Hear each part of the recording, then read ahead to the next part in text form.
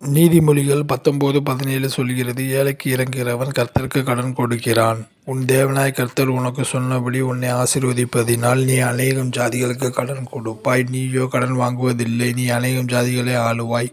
உன்னையோ அவர்கள் ஆளுவதில்லை. அவன் நிமித்தம் இறங்கி கடன் கொடுக்கிறான், அவன் சந்ததி ஆசீர்வதிக்கப்படும். இறங்கி கடன் கொடுத்து தன் காரியங்களை நியாயமானபடி நடப்பிக்கிற மனுஷன் பாக்கியவான். உன்னிடத்தில் கேட்கிறவனுக்கு கொடு, உன்னிடத்தில் கடன் வாங்க விரும்புகிறவனுக்கு முகங்கோணாதே.